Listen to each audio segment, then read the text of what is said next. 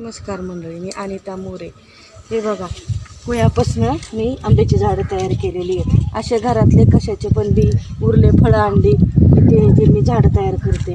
हे माझा पेरू, आंबा, डाळिंब, हे आंबा आणि हे बघा नारळाचं झाड. 20 रुपयाचा नारळ आणते. 20 रुपयाचा नारळ पाण्यात ठेवते, त्याला कोंब येऊन देते. असा कोंब आला की मी नारळाचं झाडं लावते. आता ह्याच बियापासून मी नारळाची झाडं, आंब्याची झाडं लावल्यात. ती बघा माझी थोडी मोठी झाल्यात.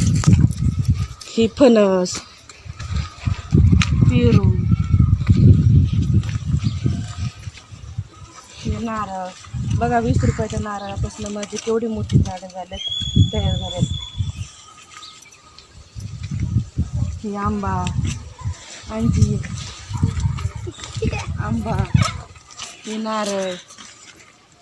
नारळ, हे पपई, शेवगा पण लावलाय.